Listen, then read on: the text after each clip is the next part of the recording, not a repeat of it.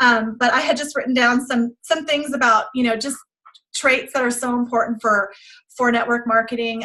Just being tough and thick-skinned and not allowing what other people's opinions. It doesn't matter. They don't write your paycheck. They don't pay your bills. I was talking with somebody today, and I asked her, if nothing changes in a certain situation a year from now, what would keep you doing this, particular thing? And she's like, the first thing that comes to mind is what people think of me. And I just thought, it's a real issue. Like, it's a real concern of people to walk around wondering and worrying what people will think when it's our life. I mean, y'all, I was able to retire my husband. He went emerald. I went diamond in 9 months. And when I say that, please don't say, I'm not even a blah, blah, blah yet. This is what I'm talking about with head trash. Stop. It doesn't matter. We have to bloom where we're planted so we can love our journey. That's another saying I think we just gloss over, bloom where you're planted. Oh, yeah, bloom where I'm planted. No. You know what that means?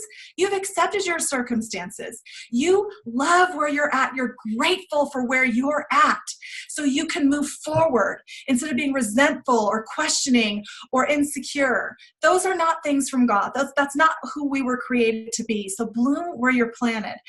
But what was I going to say? I lost a little train of thought there. I'm talking about being, committed, like being a big thinker. People I'll never forget my first Super Saturday. I was talking about, sorry, I know, squirrel, that's me. Anyone can do this. Lord knows organization is not my strength. But I always say I'm organized enough to get the job done. That's all that matters. And it's really funny when people go, you're so organized. I'm like, wow, I'm doing a really good job of delegating. That's all I'm going to say. Anyways, back to that. So my husband went emerald 3 months after I went diamond, and he flew his last trip as a flight attendant 10 months into this journey. And that was my goal. That was my why. That was my reason when I joined Plexus. My dream was if I could just retire Matt. If you do not have a goal so that it's so big and scary, and a why that makes you so driven every day, and a reason, what are all your reasons why you do this? And the next time somebody says something negative, it's like, your reason's bigger. Your reason's bigger than whatever they're going to say. And know confidently that a lot of those people, they're going to come around. You just be that tall tree with those roots, and they're going to come around. But, I just think back to if I had cared what people thought in the beginning, Matt would still be flying. So when people are super yellow in this business and they just want to serve and help people, it's like, for goodness sake, then do this for your family.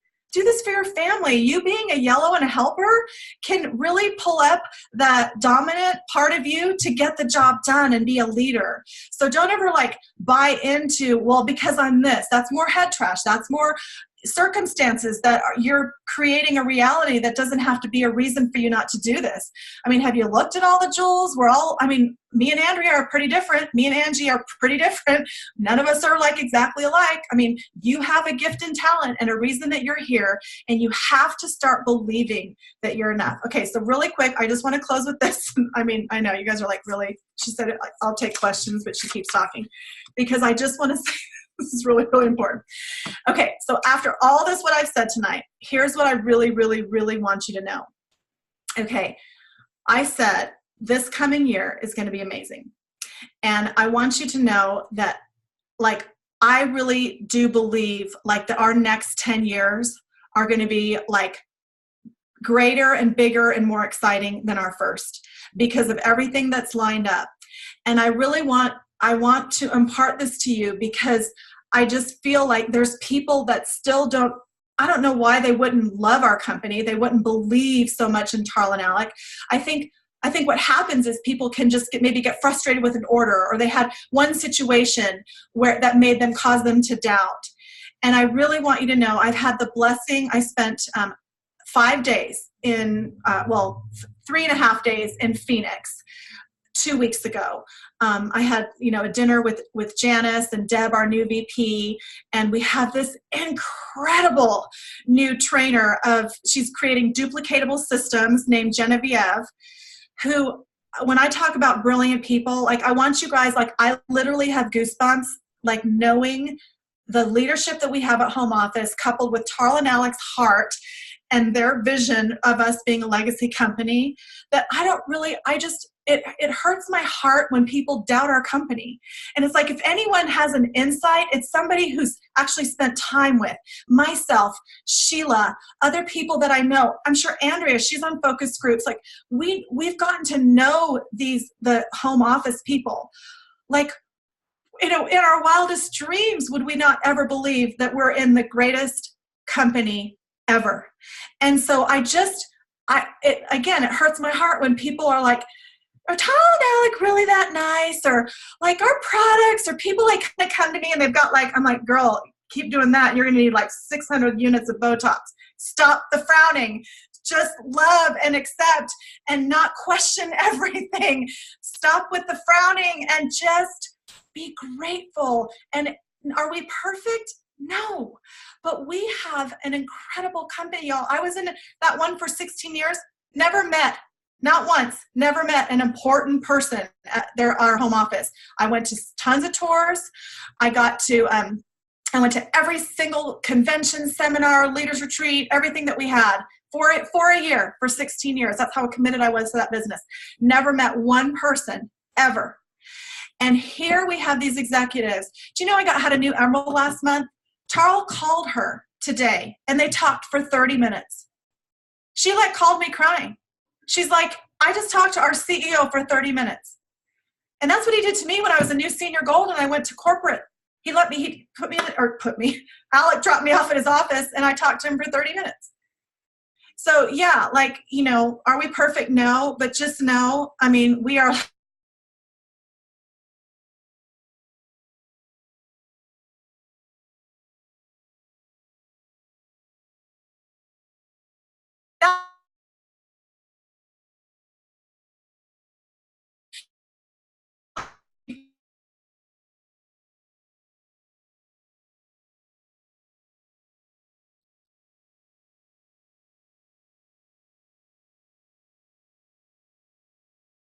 still trying to grow their businesses to gold and senior gold and ruby. What would you say are qualities you have seen these equal successful ambassadors? And I know we're all different. Like Becky's on this call too. Like so many leaders on our team are different personalities, but what would you say are common threads that you have seen among successful leaders?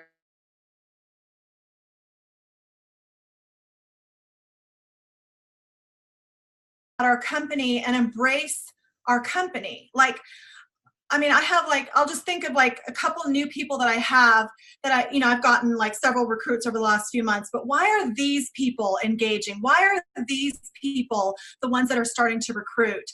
And it's because they see this for what it is. I have apparently done enough to give them an assurance that this could actually turn into something that could replace an income or, pay off a huge bill or, that tapped into their why.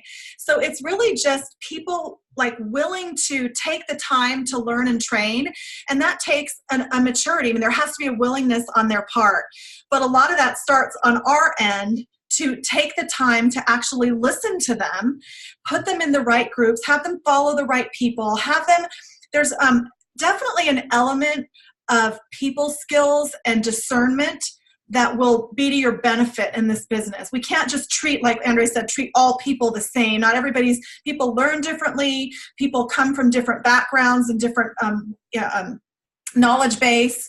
But just their willingness, their willingness to actually work the business and engage. That's a huge red flag. One of the first things I like to do is talk about their launch. Whether I'm in a driving distance to go do it, or could we do an online launch, or could we get your, a few people together to do that. And when they're open-minded enough to take my lead, then I know that they're teachable, coachable, trainable, and that I could work with them. Because the last thing I want is to drag people into this and drag people around and try to motivate.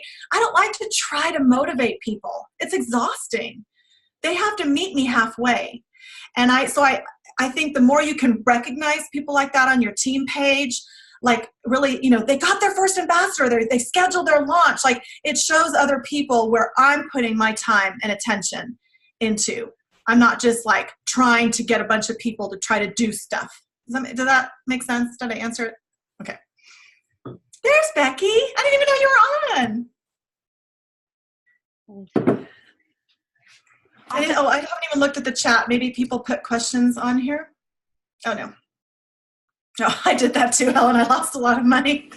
God love that company. Sorry, my computer froze and then I lost internet and now it came back again. Actually, I do have a question. And I'm not undoing my video because, well, let's just say it's the end of the evening. But you you mentioned that you are not an organized person, but you're just organized enough to get the job done. So maybe for people who aren't super organized, what would be your first tip for like the thing that you do that helps you stay organized or that keeps you in that vein, like an office hours or a dedicated space or something that you do, like I said, to help you stay in that consistency? Right. Well, good. Okay. Yeah, that's a great question. I live by my calendar and I have everything online. For me, that works. I thought I'd always be a paper daybbook person. But what's replaced that is notebooks. So I have like notebooks for like my Northern Nevada meeting information. I have notebooks for my advisory board, notebooks for my level 1 runners. You know, like I have it all separated and I just put on the notebook in a big Sharpie what that notebook is for. So, but I have everything like on a digital calendar, which I even said to my husband yesterday. I'm like, you know, you haven't really told me how proud you are of me that I actually stuck with this, because he laughed when I said, I think I'm going to put everything on my phone because he knows me.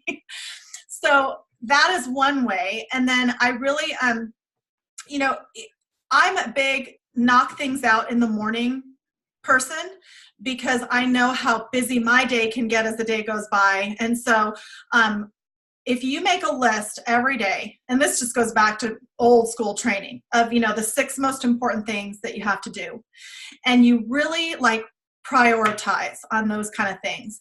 And then if there's a few things that you keep mulling over to the next day and you're not getting done, that's possibly a fear thing. You gotta do that first thing the next day. So it's a good way to really gauge, like, you know, and of course these are all IPA related things. This is separate from a grocery list or anything like that. But you know, the reality is, like, we have to be our own toughest boss. We can't let ourselves off the hook. Every time you let yourself off the hook or you make excuses, because I could just say, well, I'm not organized.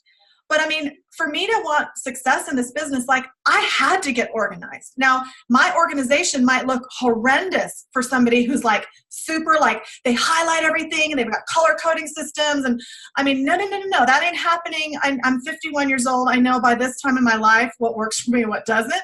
So it's all relative. But you know, what would be enough for you to feel like when you lay your head down at night?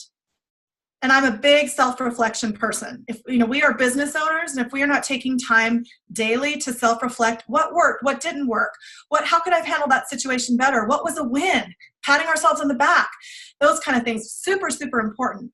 But if you can lay your head down at night and feel good about your business, like what I did today got me closer to my goal, then you're on the right track. But when in your self-reflection time, if you're not feeling that way, then you got to become a master at writing down why. This is a mature part of the business that can work for anybody. It doesn't matter if you're organized, unorganized. I mean, we're everything, right? We're the secretary, we're the treasurer, we're the boss, like, we're everything. So, you know, to whom much is given, much is required. And we have to take time and take this part of our business seriously. This business doesn't just happen. You know, for those of us who can think that, then, you know, you're in the wrong business. I mean, you've got to be very intentional and purposeful daily. And part of that is going to be in how you organize yourself. Perfect. Thank you so much. You're so welcome.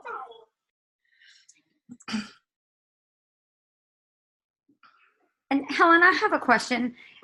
You were talking about personal growth and development, and I want to know, like, what personal growth and development books do you recommend? Well, the last one we did, so we do a book study. I usually do it with Sonia and Ame Darling. We'll take turns. We'll do like one network marketing book, and then we'll do one personal growth and development book. So we just finished the Rachel Hollis Girl Wash Your Face, which I thought was awesome. But, you know, as far as like the network marketing books, the leadership books are huge. We've done the 21 Laws of Leadership 3 times now, the 5 levels of leadership. I love the Jordan, the Beach Money. There's a few like kind of starter ones that are really good for people that network marketing is new to them. And I highly recommend those kind of books so you really understand the industry that we're in, and that, you know, we do lead a volunteer army and people can leave at any time and every day it's up to you and all the stuff I just talked about. And then I'm trying to think of, there was, let's see, I have some in my office here. The Secret Code to Success. Oh, that was one of my most favorite, where he talks about the affirmations. We didn't talk about that today, but that's part of your personal growth and development for sure. They're super important. And best, first, worst, whatever that's called, worst. Oh, I mean, there's so many good ones. I don't know if I have a favorite, honestly. I love Brienne, not Brienne. Who's the one? Becky's a big proponent of her. Brene Brown. Oh, Brene Brown, yeah. Love her. Just bought one of hers that I'm going to start here soon. And yeah, I mean, there's just so many. And I highly recommend staying in one, doing a group study, you know, just to hold yourself accountable and talk amongst yourselves. And what Sonia and I do a lot with our team is we'll just pick 2 or 3 people a week to reflect. So then they get to speak in front of their team and it grows their leadership skills. And it's such a win-win. But yeah. And John Maxwell's like, I mean, if you got to read his, for sure, make that part of your reading list. He's like the guru. Sorry, I'm taking notes. This has been awesome, Helen. I think I have like 4 pages of notes. Oh, I actually think I have to like watch it all over again so I can soak it back in, because you are just full of so much incredible wisdom. And I am like, I feel like, I'm pretty sure you're speaking to everybody, but I really feel like you were talking to just me. oh, well, good. It was exactly, I don't know about everybody else, but these were like some things exactly what I feel like I needed to hear. And I am so incredibly thankful that the Lord used you as a vehicle tonight to speak to us and share your wisdom and knowledge with us. I don't think, did anyone else have any questions before we let her go? Hey, Angie, can I ask one really quick? Yes, ma'am. Okay, Helen, because I was just telling some of my leaders in a private message that they needed to hop on specifically because not only have you been with the company for a while and advisory board and all that you do, but that you still recruit and you still not only duplicate silvers, but you duplicate big leaders. So here's my curiosity. If you've just recruited me this month, how are you following up with me this first week that I'm a new ambassador on your team? And then what are you saying to me and doing with me in my very first month? So, you can talk basics. You don't have to go hardcore. I'm just curious. Like high level kind of, you know, playing ball is a big one. You know, get your list of 64. And I don't check it or, you know, do you get your 64? Like, I just encourage them to start writing names down.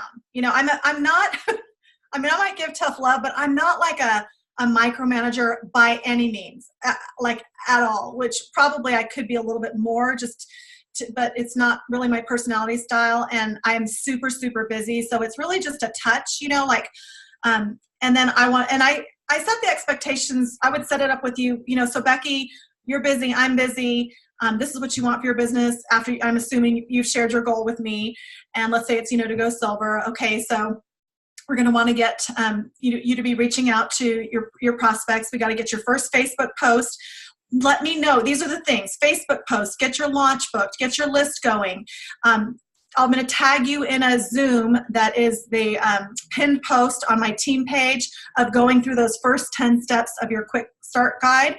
I'm a big proponent of our starter kit. I feel like that is gold. And if people don't take the time to read it, then when they come back and ask me questions later, I'll be like, oh, that was in your starter kit. Do you remember? Like, oh, no, I haven't read that yet. Okay, read that and then come back. They never do. It's kind of like if somebody's real frustrated in their business, I'll be like, go get 3 new people.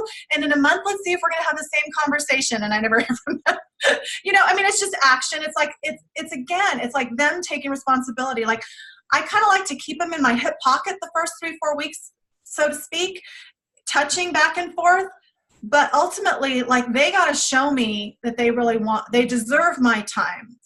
And that has nothing to do with that I'm a diamond. This is the attitude I want all of you to have. Because, we can get all excited and think we have this new rock star and hotshot. But if they're not playing ball with us, and y'all know what I mean by that. It's like, if I message you and you don't message me back, I might message you one more time, but that's it. Like, I can't keep going in it has to be up to you. I mean, if we can all grasp that concept, we'll find a lot more joy in this business. And then we won't feel like we're so like on people, because we got to think abundantly. If you're going silver every month, you're not all three are always going to be like that end all be all person you might think they are. You got to work with numbers. And I hate to ever say that, because people are not numbers, but for the sake of the context we're talking about. But so it would just basically be that, Becky, tagging in that. The minute you get your launch booked, or your first customer, or your first new ambassador, I post in the team page, tag you, just like kind of immerse you into our culture, so to speak, and so that you can start feeling empowered. And I also, this is something Sonia is so good at, is like trying to, if there's not somebody right away that they like recruit to be a running buddy with, I mean, there's so much power in, we didn't talk about that tonight, but just what Sonia and I what we were able to do together because we had each other is really, really important. And if you don't have a running buddy or a power partner, I highly recommend you start praying for one, start looking for one, because it really does make a difference in this business where we can feel alone sometimes. And I only mean that because we are meant to be connected and all together, but there's nothing like having that running buddy. Like when Tamara and Andrea talked about that on stage, like we all want that, right? You all know what I'm talking about, right, at convention. But Sonia's really good at like connecting them with somebody that she thinks they'd have something in common with, and like maybe putting them in a group chat. Another thing is group chats. Like the minute you have a customer or somebody that has a question, throw me in the group chat with you so you can learn from me. These are things that, I'm sure a lot of us are doing with our teams, but it's just those touches. This business is layer upon layer upon layer upon layer. It's not one thing, it's many things, but showing them that you're willing to meet them halfway is really important. And to be your word. If you say you're going to, let's have an afternoon chat this coming Sunday, have an afternoon chat. Don't just blow them off or wait for them to call you. Like, kind of, that's the whole organization thing. Like, treat it like a business. These are your business partners. They're on your team. And so, does that help? Okay. Yes, that was so amazing, Helen. I'm like continuing to take notes after notes. Thank you so much for hopping on tonight, for sharing your wisdom with us, for sharing your time with us. I am just immensely grateful and thankful for you. I'm thankful for your friendship. I'm thankful for your wisdom. And so just thank you so much for sharing with us tonight. I really appreciate you so very much. It was so fun. I'm excited. Like, I want to watch this again right now. Because I feel like I'm like, wait, I can't pause her and write all my notes. Well, you were frozen, so you missed a few seconds. And yes, I was frozen, and I had to connect to my phone Wi-Fi because Florida, they build the houses in cinder blocks or something. Oh yeah, for the weather. Walls are really tight, and the internet goes down in the back room. So anyway, but thank you so much. I appreciate you so much, and I hope that you have a fabulous evening. You too. Bye, everybody. Love you, friend. Love you.